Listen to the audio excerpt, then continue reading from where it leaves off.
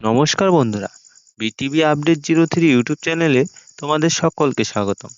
তো বন্ধুরা, এখন কিন্তু অন্নপূর্ণা ভান্ডারের ফর্ম সরকারি পোর্টালে কিন্তু এখন থেকেই অন্নপূর্ণা যোজনা যে ফর্ম আছে সেটা কিন্তু ডাউনলোড করে নিতে পারবে, বা বিভিন্ন ক্যাফে কিন্তু এখন অন্নপূর্ণা ভান্ডারের ফর্ম পাওয়া যাচ্ছে। এবং সেটা ফিল আপ করার জন্য কিন্তু গুরুত্বপূর্ণ একটা জিনিস হলো ডিজিটাল রেশন কার্ডের পারিবারিক আইডি। এটা কিন্তু লাগবে।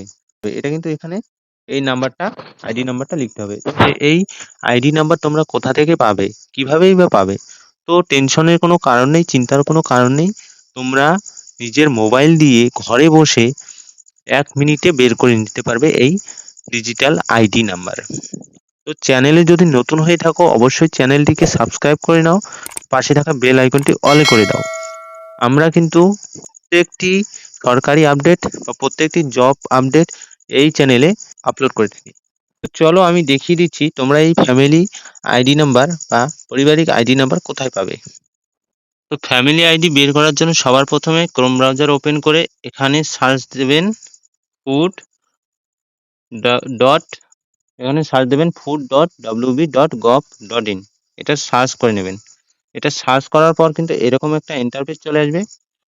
সিম্পলি তোমরা স্ক্রোল করে দেবে।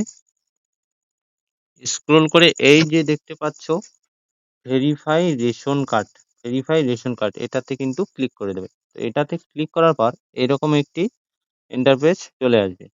তো এখানে দেখতে পাচ্ছ ration card number, enter ration card নাম, তারপর ক্যাপচা কোড, তারপর সার্চ। তো এখানে কি করতে হবে, 3টা অপশন আছে, 3টার মধ্যে যে কোনো একটা দিয়ে কিন্তু তোমরা ফ্যামিলি আইডি বের করতে পারবে।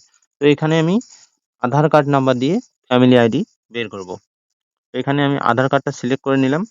তারপর কিন্তু এখানে আধার নাম্বার বসাতে হবে, তারপর এখানে ক্যাপচা কোড বসাতে হবে। তো চলো আমি আধার নাম্বার আর ক্যাপচা কোডটা বসিয়ে নিচ্ছি।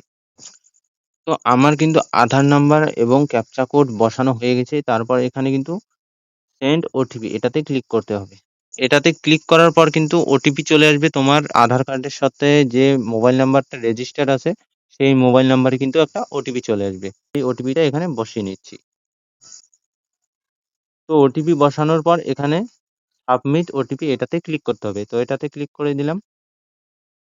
তো তারপর কিন্তু এখানে একটু লোডিং নেবে।